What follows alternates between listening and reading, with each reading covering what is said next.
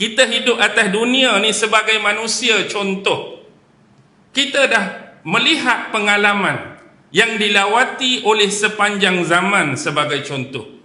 Tidak kira apa status, apa jenis manusia yang pernah Allah utuskan di atas muka bumi ni, sama ada ia bersifat sebaik-baik manusia, utusan Allah, para nabi-nabi dan rasul sebagai contoh.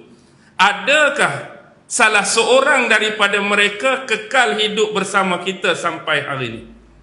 Tak ada. Tu pun kita sebut atas dasar mereka sebaik-baik manusia yang menjadi pilihan Allah untuk diangkat jadi nabi, untuk diangkat jadi rasul. Mari Nabi Adam pun dah wafat meninggalkan kita.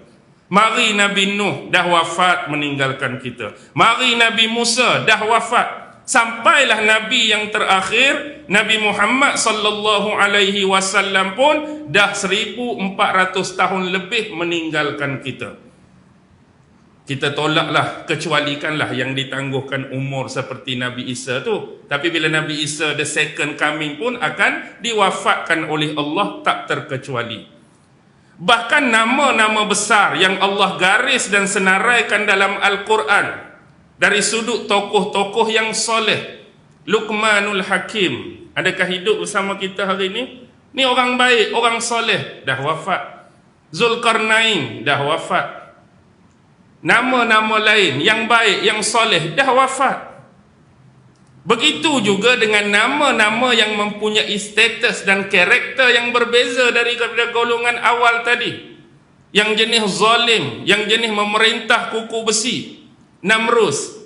Walaupun dia mempunyai kerajaan yang besar, pemerintahan yang hebat, hidup sekali dengan kita hari ini, tak ada, meninggal. Fir'aun, lemah. Marilah di Kianusun, raja hak hidup zaman Ashabul Kahfi, mati. Marilah Abu Jahal, mati. Marilah Abu Lahab, mati. Begitu juga sahabat-sahabat Nabi pun wafat. Jadi atas pengalaman tu pun kita dah boleh baca bahawa kita hidup akan mati. Dah banyak kali kita ulang persoalan dia ialah apakah value, apakah nilai, apakah signifikan kalau setiap kematian itu berakhir dengan semata-mata kematian. Maksudnya semua manusia berakhir dengan kematian yang tidak akan dibangkitkan kembali. Jadi apa nilai dan apa value dia kalau kita ni Allah tak bangkit kembali? Jadi apa signifikan Allah utuskan nabi-nabi dan rasul untuk memberi pencerahan kepada umat tentang kelurusan tauhid kepada Allah, tentang bimbingan syariat daripada Allah, anjuran dalam bentuk melakukan kebaikan dan meninggalkan keburukan. Bagaimana pula Rasulullah menerangkan setiap arahan dan perintah dan tegahan-tegahan daripada Allah. Apa nilai daripada hal tersebut sekiranya keseluruhan manusia hanya berakhir dengan sebuah kematian yang kemudian tak ada apa-apa? Jadi macam tak ada nilai. Mari Rasulullah cerita benda baik pun mati tak bangkitlah. Mari Rasulullah ajar benda-benda yang mulia di sisi Allah pun kita mati tak bangkit dah. Jadi begitu juga dengan golongan-golongan yang beriman. Tidak ada nilai iman mereka kalau sekadar mati, matilah. Jadi juga tidak ada kegusaran bagi orang-orang yang tidak beriman. Tidak ada rasa keluh kesah bagi mereka yang mengkhianati Allah dan mengkhianati manusia lain. Tidak ada sebarang kerisauan dan kerunsingan bagi orang-orang yang mencuri, contoh, membunuh orang lain, merogol, merompak dan sebagainya. Kalau sekadar semua manusia berakhir dengan nama mati, lepas tu tak ada apa. Jadi macam, rugilah Nabi mari duk habak pompang, mati-mati lagu tu. Jadi kalau itu kita boleh gunakan sebagai falasi, sebagai nak balas balik, kalau hidup zaman tu boleh sebut dekat Abu Jahal dan Abu Lahab, yang bila Nabi mari, yang kamu anggap bawa ajaran baru, yang berlawanan dengan pemikiran dan adab resam, yang berlawanan dengan peninggalan nenek moyang sebelum ni, kamu anggap Nabi Muhammad ni bawa ajaran yang sesat di sisi kamu. Kamu tuduh baginda dengan pelbagai gelaran. Kamu tuduh baginda dengan pelbagai labelan. Jadi apakah nilai dan signifikan tuduhan tersebut kalau kamu mati pun dalam keadaan tersebut, Nabi wafat dalam keadaan tersebut pun yang kamu anggap sesat tu tak bangkit-bangkit. Jadi tak ada guna kamu duk tohmah dia sesat ke, kamu mati dia mati, tak ada apa. Tak ada guna kamu duk pelbagai labelan kepada Nabi, ahli sihir ke, orang gila ke, gila pangkat ke, gila kuasa, gila wanita pun, dia mati tak bangkit apa. Kamu hak duk lawan pun tak bangkit apa. Tak ada nilai.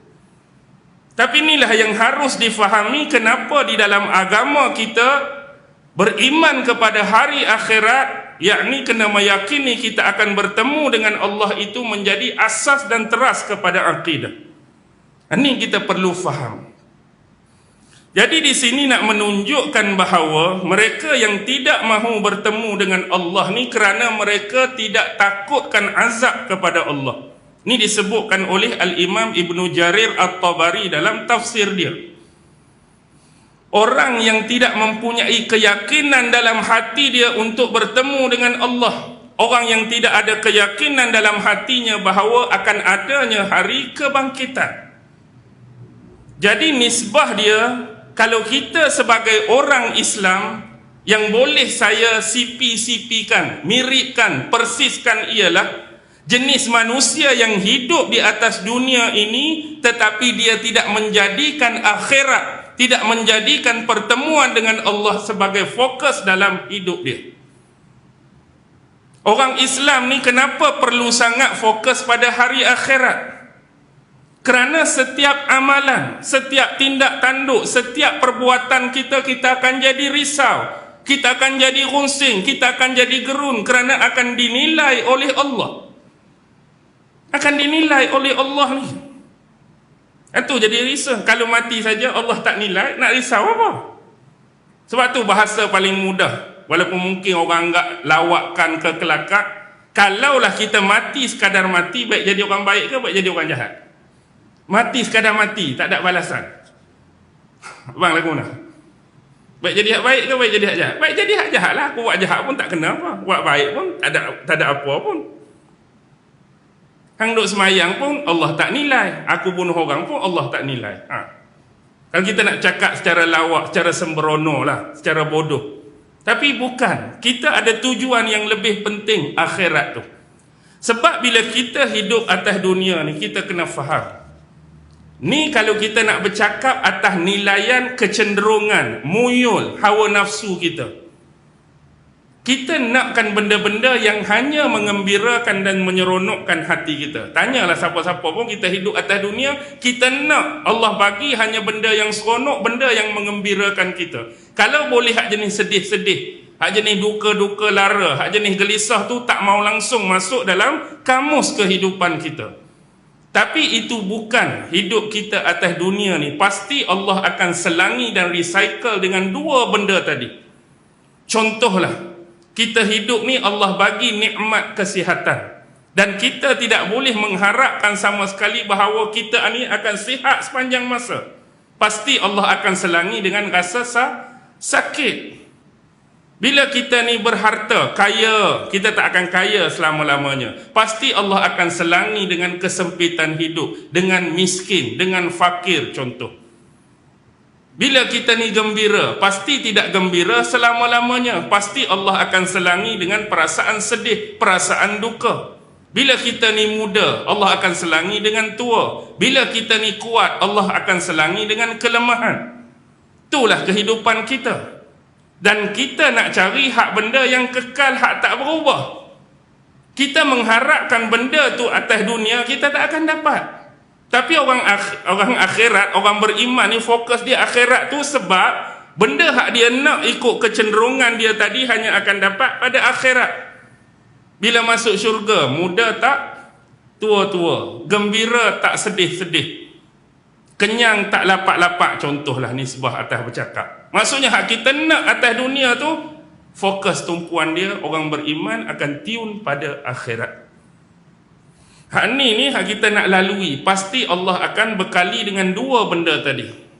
Tapi bagi orang yang beriman, hidup atas dunia ni, tadi kita bercakap atas hawa nafsu. Tapi bila kita bercakap atas keimanan kepada Allah, dalam bentuk mana pun Allah bagi kepada kita, kita memahaminya itu adalah ujian daripada Allah, ada hikmah di sebaliknya. Pasal apa Allah bagi hati aku senang? Ada sebab dia. Pasal apa Allah bagi hati aku sedih? Pasal apa Allah bagi kaya? Pasal apa Allah bagi miskin? Orang beriman atas neraca agama, dia punya pemikiran lain. Hak kita cakap tadi atas umum hawa nafsu. Memang manusia nak hak seronok-seronok je lah. Hak mari sedih-sedih, duka-duka, tak mau dia. Okey.